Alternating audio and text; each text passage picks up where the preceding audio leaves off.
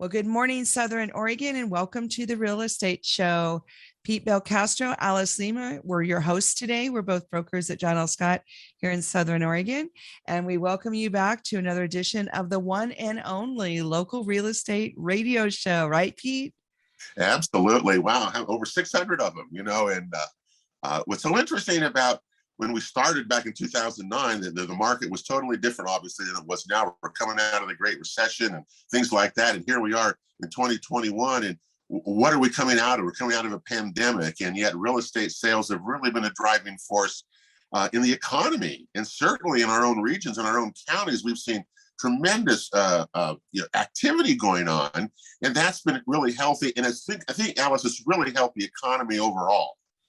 I think people forget that when there's a real estate transaction, there's something like 20 or 30 households or folks that are affected economically in a positive way by a real estate transaction. So, remember when this all happened with the shutdown, the economists were predicting that housing would be part of the economy that would lead us out or help us through the economic situation with the shutdown. And the reason that has stayed that way, in my opinion, is that the interest rates have not risen. Right. My sister just, for example, refinanced her place at 2.75% interest. Wow. So I'm saying as long as those interest rates continue to be where they are because they're attainable and affordable for so many people, the market is going to continue. In our final segment tonight, Alice, we're going to look at the stats today and really show you where the market is in terms of the hot parts of the market and the not so hot parts of the market, because it is not generally everybody benefiting from where we are right now as we go into the fall. And we're going to get more of that because you're going to be talking with Danna Gibson and Suzanne Mihocko from the Gibson Group at John L. Scott. What two great agents to talk about this, because they're doing this every day as well, what their clients are saying to them. And I can't wait to hear what you've got to say with them as well. Yeah, it's really, really exciting to have them on the show today. And they work with a lot of investors just like we do. So we're going to get a nice broad indication of what's going on in all the markets. And then, we want people to stay tuned for your market watch at the end, because the stats are very interesting these days as we transition out of this unbelievable housing market from the shutdown. Well, remember, there are always opportunities that exist in markets like these. So that's the exciting part of what makes real estate pretty exciting to deal with right now. So please stay tuned. Do not miss the show today. Pete Belcastro, Alice Lima will be right back after a word from our sponsors. Well, welcome back, Southern Oregon, to the Real Estate Show. I'm Alice Lima here, broker John L. Scott, and I'm here with two of my favorite agents that also happen to be with John L. Scott. We're visiting today with the Gibson Group. We have Danna Gibson and Suzanne Mihocko. Welcome to the show, ladies. Hi. So it's really fun to get to talk to other agents, and we don't have a lot of time in our day to do that. So I really appreciate you guys being on the show today. Our pleasure. And now you're based in the Ashland office of John L. Scott, but you do have a pretty wide practice. Is that correct? You work with a lot of different kinds of properties? We do. I personally have a rural background. I grew up in the country with horses and showed horses for the first half of my life. So I know rural property pretty well, and we really work the whole valley. Yep. Yeah, that's awesome.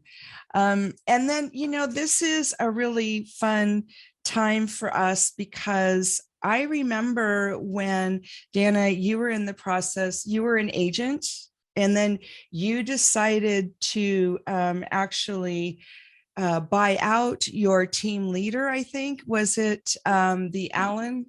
Yeah, Barbara Allen. Right. Yeah. 8 years ago. Wow, has it been 8 years already? 8 years. Wow, that's great. That's great. So it's really fun to talk to other gals that own their own business. How did you come up with that idea to actually buy the business from Barbara Allen? Well, I joined her with that idea in mind. that she was looking to retire and that I would work with her on her team for a certain amount of time and then purchase the business. And it actually, we had a 5-year plan that happened in less than a year because she wanted to do some other things. And so I kind of jumped in with both feet, and I've been doing this a long time. This actually last month was 26 years that I've been in. Wow. So I'd had essentially my own business, but I'd never owned a team and run it that way. And I've been really lucky to have amazing people work with me, like Suzanne, who's been with the team for over 5 years. Yeah. And Suzanne, I work with you a lot, especially out in Eagle Point. Yeah. We've had some, stuff to do there. And it's just, you guys are just awesome to work with. So let's talk about the market, because it's been such a weird couple of years, hasn't it? Yeah. Yes. And then just had the anniversary of the Alameda fire. Just want to check in. Are you guys okay? Did you have anybody be hurt in the fire? Yeah. I was just gonna say, I know we all know people who lost something, if not everything, as well as some of our clients. But yeah, it was a very humbling time for our valley and for the people who were most negatively affected by that awful fire. Yes.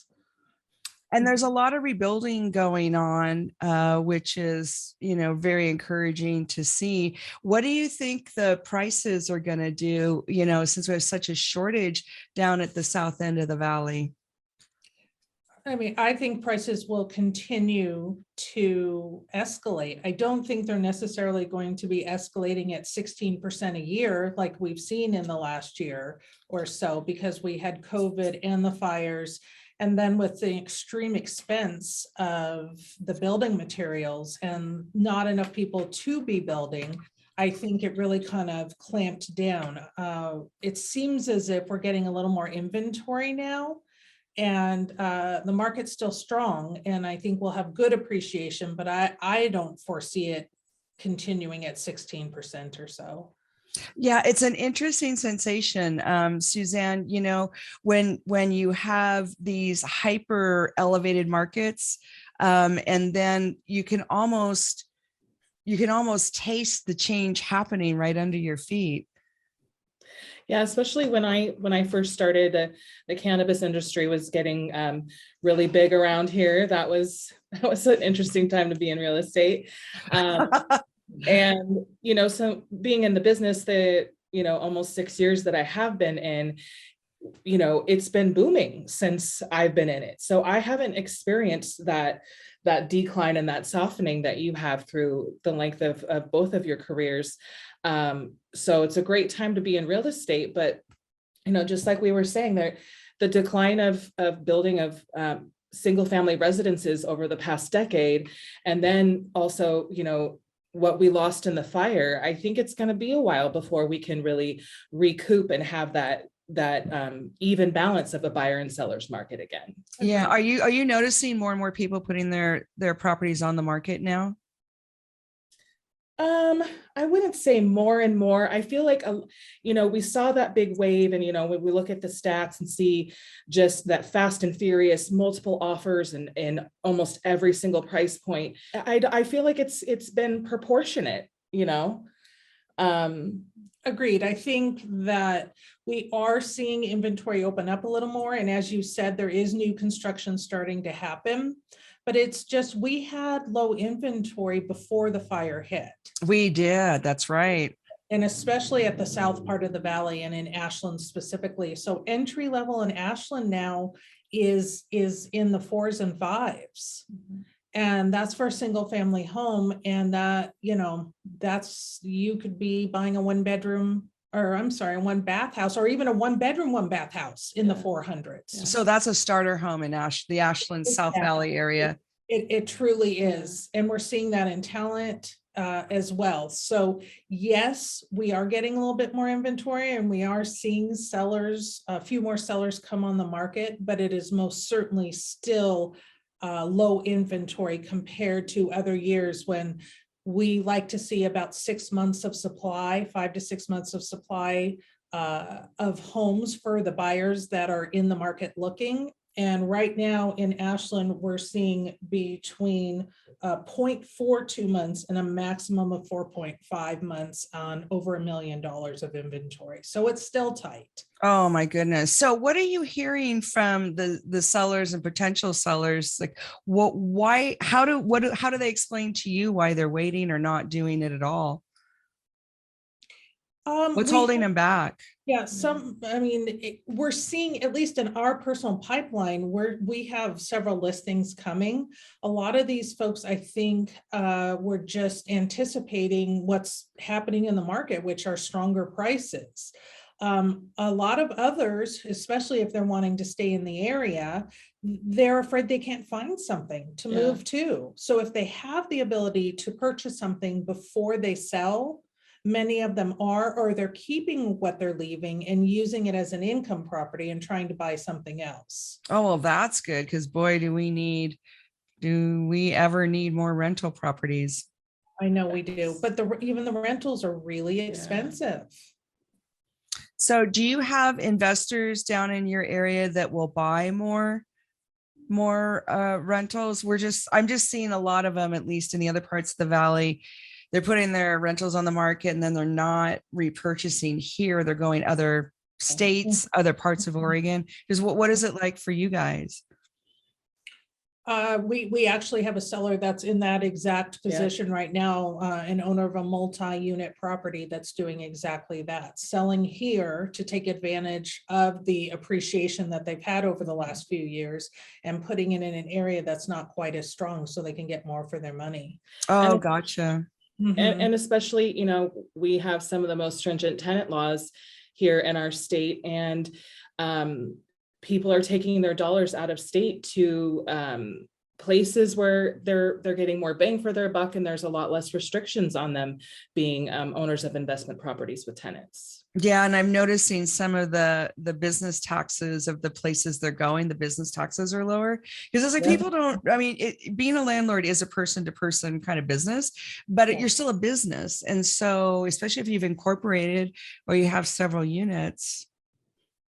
Yeah, and if you're not afraid to go out of state and offset that cost by hiring a property manager in another place, and still get that return on investment and the cap rate that most those investors are looking for. Yeah, it would pencil better, huh? Yeah. Right. Another aspect of this that we see quite a bit in Southern Oregon, especially at the south part of the valley, are people coming in who want to retire here. And they're not sure when they're going to retire, and they're either taking their equity out of what they own and coming here and buying something now and renting it, or looking for something that has some sort of income aspect of the property so they can rent the main house and come and stay in the studio, or vice versa. So we see people doing that they're planning on retiring in a year, up to 5 to 7 years even, because they know what a desirable area we are and how well we appreciate, and they want to get in before it becomes too expensive, I think. Yeah, and that's really smart. It's great that people are thinking that far ahead. And then can you imagine if you had done that a few years ago, and then you got because I don't know, I think a lot of the properties in Ashland and the surrounding areas went up $50,000 to $100,000 each. Yes. Oh, yes, absolutely. Easily. We're getting ready to list one. Person bought it 3 years ago, and it's going to list for over 100,000 more, and it's an entry-level property. Yep. Wow. Well, yay for them. Don't you like it? Yeah, it's make money. Yeah. You're getting paid to live in your house. It doesn't get much better than that. Yeah. So one of the things I really love about Ashland and your surrounding area is there's a lot of properties that have those little cottages on it. You're a college town. You're the theater. You've got a lot of tourism. So it's more common to find those kind of properties, isn't it, than it is other parts of our valley? It's you know, one of the biggest questions, is there an ADU? Is it zoned to add, an auxiliary dwelling unit for that exact purpose of having passive income on your own property? And with the cottage ordinance in Ashland, you know, a lot of times people are running into, you know, parking is one of the issues that you have to accommodate for those units. And the city is giving a lot of accommodations for off-street parking because, you know, it's just necessary, and they want to be able to have more housing. So, gosh, I mean, that's a huge request that we get from clients, especially if it's pre-existing income or the possibility to have another unit. Wow. So on the parking in Ashland, are they being a little more gracious as a city because of the fires, or is this a trend for them to be more accommodating in general? What do you guys think? I mean, I'm one that 4 or 5 years ago racked up about $1,000 in parking tickets. Oh no, in front of the John L. Scott office, probably. Yeah. So with that said, I've actually found them to be pretty accommodating, and you know, they're still ticketing people, and the rules are fairly stringent, but we have found them to be less aggressive than in years past, especially in the last few months. Yeah. Oh, that's good. That's good. Well, we're going to have to take a quick break from our sponsors, one of which is John L. Scott of Southern Oregon. We're also brought to you by the Rogue Valley Association of Realtors and Guy Giles of Mutual Omaha Mortgage. We'll be right back with Danna Gibson and Suzanne Mihocko. Did I say that right? Mihocko, it's okay. Mihocko, I'm sorry. We've only known each other for 6 years. We're laughing about that, but we will be right back. Do not touch that dial. Well, welcome back to the Real Estate Show, folks. I'm Alice Lima, broker John L. Scott, here with two of my favorite agents from our John L. Scott Ashland office. We've got Danna Gibson and Suzanne Mihocko. We're laughing because I know her and I still can't say her name right. But we're having a really interesting conversation just kind of about the market and the transition. And one of the things we were touching on in the last segment, ladies, was that the market is changing right now. And I just kind of wanted to get a little deeper into that, what you guys are seeing, how fast is it happening? What's it going to be like in 2022? Yeah. Do you want to tackle that, or you want me to jump in? You know, because, like, you know, as we were talking about in the previous segment, that, you know, there is a housing shortage that will not likely be filled anytime soon. You know, I think we've been seeing lots of price reductions, so we know things will start to soften a little bit as far as just the aggressiveness of what sellers are able to get.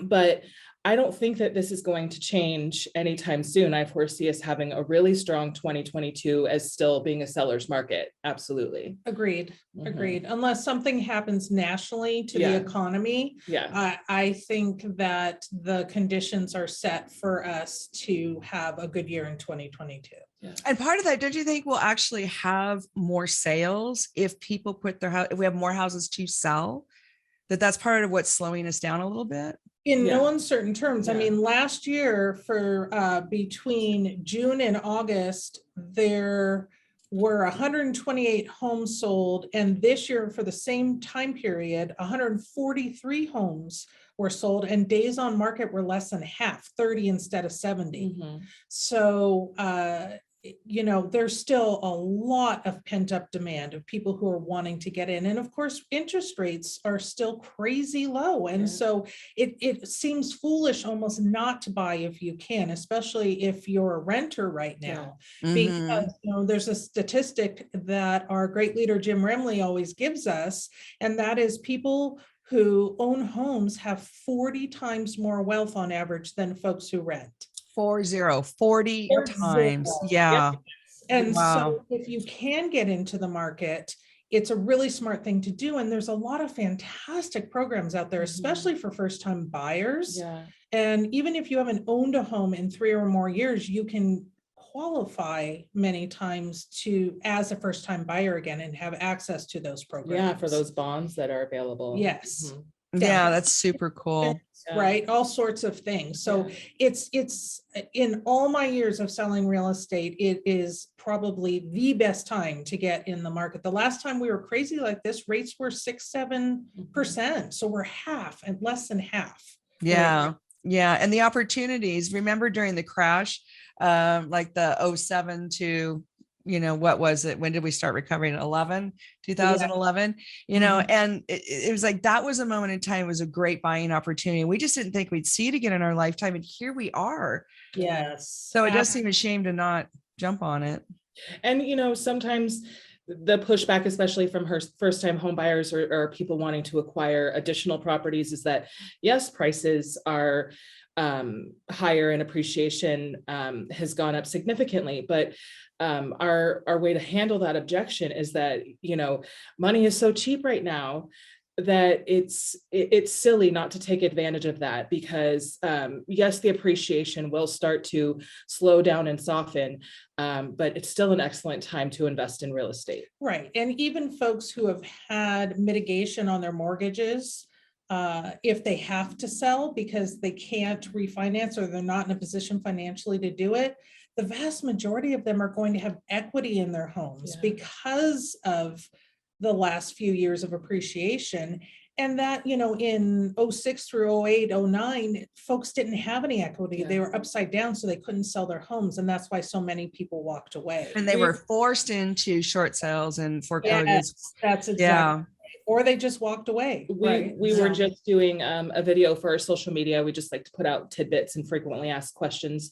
And one was that during that period of time, during the big crash, there were over 9 million homeowners in the US that were in a forbearance type situation with much less equity. And at this current time with the forbearance, we're at about 1.8 million. So it's drastically different than it was then. And a lot of those are getting it worked out. It's like when you have a bunch of equity in your house, you have choices. Yes. You really do. Indeed. And thank goodness. Yeah. Thank goodness, right? Because we want people to enjoy home ownership. Right. And not go through that terrible, terrible trauma of a foreclosure or a short sale. I mean, if it's absolutely necessary, fine. They're great outlets to get the outside out of your life. But yeah. So do you have people tell you that they're not going to buy right now because they're waiting for the next crash? Yes. Yeah. So what do you I do too. Yeah. So what do you tell them? Well, markets are always cyclical. Cyclical. Thank you. You see why we're such a good team. Yeah. They are cyclical. And at some point the market will soften again. But again, the interest rates are so phenomenal, at 2.87 or 2.9, that honestly, it would be, most people stay in their home an average of 6 to 9 years. It's been a little longer after we had the softening in the market and the recession. But it's highly, highly likely that if, when that softening comes, if they bought at a higher price, one, their mortgage is going to be affordable because of the fantastic interest rates. Two, if you're buying in Southern Oregon, especially the Ashland area, we softened way less. We were one of the top 2 markets in the state when the crash hit last time. And of course we did soften, but we stayed much more stable than most of the markets around the state. So it's still a great time to get in. And Southern Oregon's really a great place to live in spite of the smoke and stuff. So I don't know about you guys, but I had 3 or 4 relocators that were cash and they were looking to buy very expensive homes and they decided to go to a different part of the country. We have all these people working remotely now. So have you had any experience with that? People just not choosing Southern Oregon because of the smoke? Yeah, I was going to bring up, we closed something a few months ago that was in the 3.6 range, and that'd be 3.6 million is what you're saying, right? $1 billion, yes. Yeah. And the amount of interest that we had from people all over the country and the world, we said that in the time that I worked with Danna, we have never had a listing in any price point get as much activity as that property did. Subsequently, there were people who did have interest that did end up changing their minds because of the smoke and the fire risk. But again, I feel like even though we are seeing people wanting to leave the area or turned off by that, I always say we live in a postcard. We live in such Me too. we really do. And so, we're seeing a lot of people wanting to find second homes or just, to get out of town for a little while. But yeah, I mean, we're seeing both because, and especially I showed property the other day to some folks looking all over the state for a place, and they're coming from the Bay Area, which, as you know, we get a lot of folks. Very common. Yeah. And, they said they're experiencing it too. And it's like, where do you go? Yeah. Where you don't have the smoke, but for that month or two, or maybe a couple of weeks, depending upon what it is during the summer, compared to what it is you get here.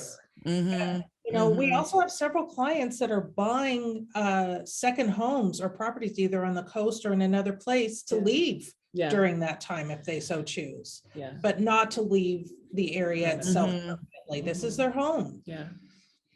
And I think this is a great time to do that because, and we don't mean to sound like broken records, but when the interest rates are so low, what happens is your down payment, you can buy a bigger place, you can buy a second place.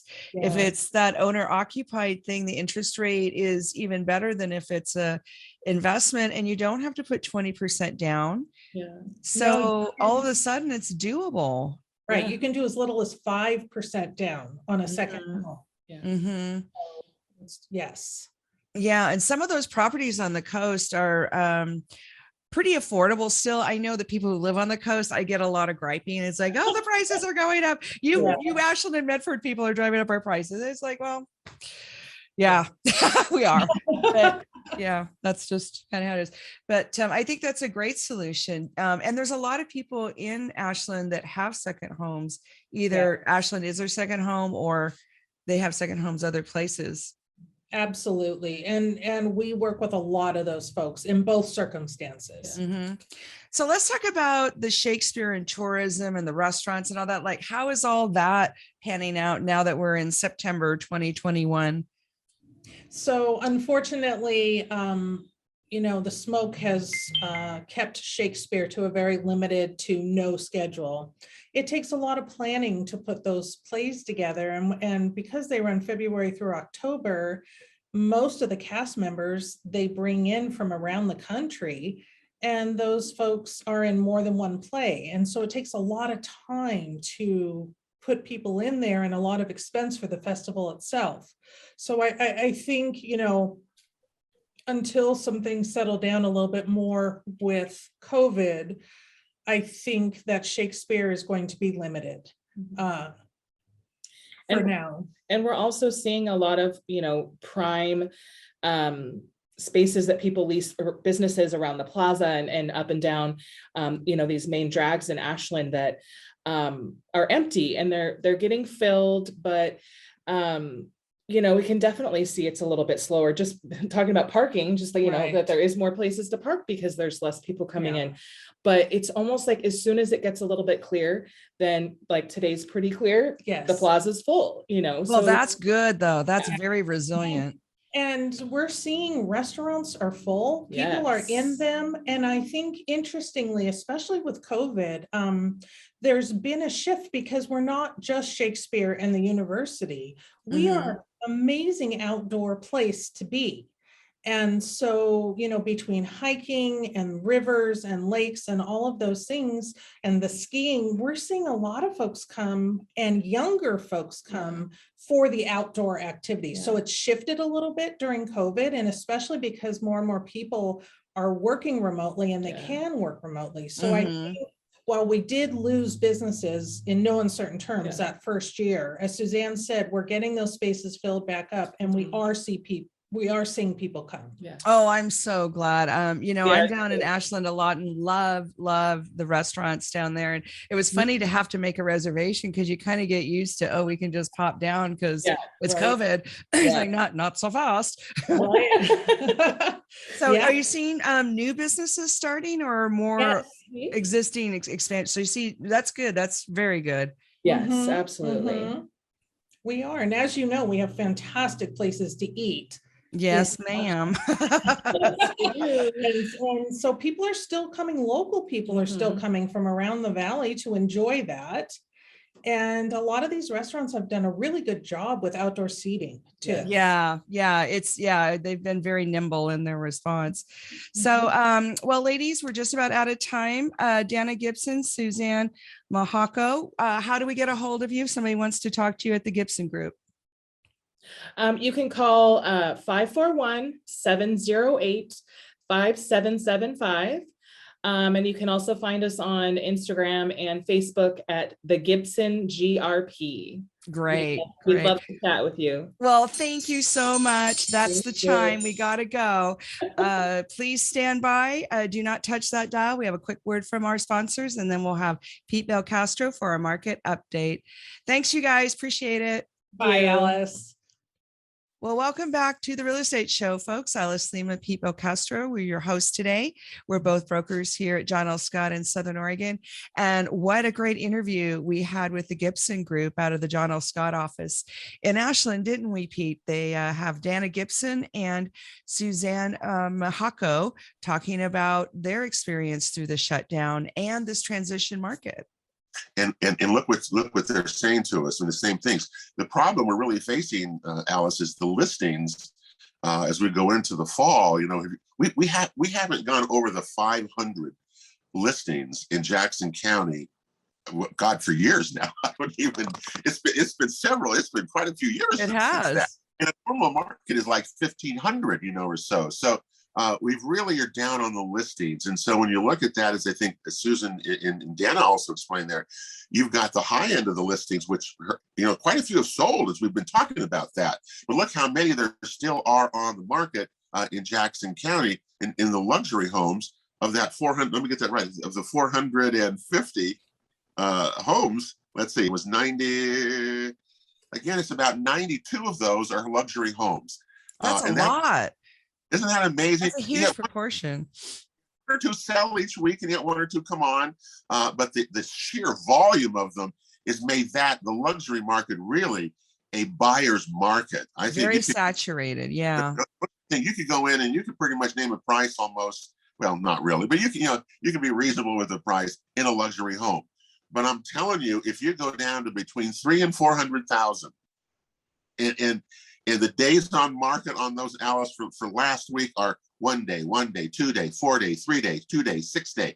I mean, that is the seller's market there is between that $300,000 and $400,000 range. That is really where most of us can afford. That's where you're seeing the really still tough competition. Are you still seeing multiple offers in that area? That's the hottest area, between 300,000 and 400,000 right now. They're just not enough of them, and so the demand is outstripping the available supply of buyers. Exactly. And you know what's interesting is in a transition market, you have a little bit of everything. It's more of a buffet kind of situation. So here we've got a real tight seller's market in the lower end, the luxury market, which in our area we consider 800, 900 to be kind of the dividing line. So those houses are a complete buyer's market. And here we are going into the fall, Pete. And I love our market watch section here at the end because it really helps our listeners get ready for what's coming next in the trends. Yeah, absolutely. No, we know things have slowed. And when I say slow, overall, they've kind of contracted a little bit. We haven't seen listings that range between 420 and 460 for weeks. We go up and down a little bit there. The prices which were for weeks, I think in August, we had the median price in Jackson County was $500,000. Shocking. It dropped back a little bit. This last week, it was $476,000. So that's to me is good news. I think this prices can get too high and get too out of control here. So that's the thing. But what we're really seeing, why we can say this, is that in the number of pending sales, which a couple of weeks ago, 2-3 weeks ago, were 105. They're now generally, last week, and make sure I get it right, they were now 67. You see, wow. So those are dropped, Alice. And the number of closed listings that we saw in Jackson County last week were also in the 60s. So everything has kind of slowed down a little bit. Days in the market again, that, remember, things were going out so fast for a while. It was like 30 some days. Like 32 days was the quickest we had ever seen for a week. Now, for a time period, now this last group that sold, it was 50 days. You see, so we're seeing longer days in the market, which is indicating that there's fewer buyers looking. But again, what we're looking for, look, if you want to look in the 600,000-700,000 range, there's a good chunk of homes there. 700,000-800,000, there's a good chunk of homes there. Luxury homes, a lot of them. But look down there in that 350 range or 375, 425, there's not. And the multifamily is still really strong. You know, that little subsection, the residential multifamily, we define that as 4 units or less, duplex, triplex, fourplex.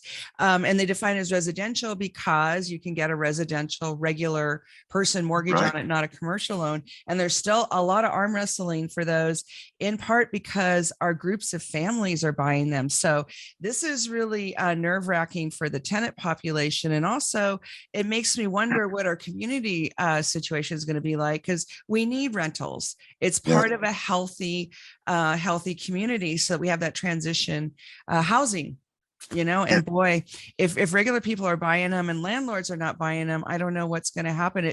It goes back to what we always talk about, right? Affordable housing. Affordable housing, and the rental market follows the residential housing market, and that's exactly what we're seeing. I worry about that too, Alice, and I think governments are going to have to step in somewhere along the way here and make it easier for builders to build multiple housing, or let people, I don't know what the answer is, but yes, you're absolutely right there. We know that. One of the other things before we get out of here today was, I think something Danna and Susan brought up in the earlier segments regarding people buying businesses and the commercial end of things. And I also just bought a piece of property, actually an investment property myself, and have had a great deal of interest in people wanting to rent, to lease it. So my point is that it seems like, and in Ashland as well, that people are coming back. We had a lot, and the reason they're coming back into the businesses as entrepreneurs is that the leases have come down, in my opinion, to where they're affordable for people to take the risk to start their own business, to be an independent person. And that's what we're seeing. I think that's very exciting to see that type of entrepreneurship out there and helping our commercial area, because that's going to help housing as well. And don't you think that also speaks to a level of hopefulness that business people have that maybe we didn't have? There's been so much uncertainty. And it's one of the things we look for as real estate people, is when the businesses start to come back, when they start to feel comfortable, then doesn't that tell you and I that we're on our way back? Well, business people, entrepreneurs are optimists because you're putting money into the game, skin into the game, right? But it's a risk, but it's not a for sure. It's a risk.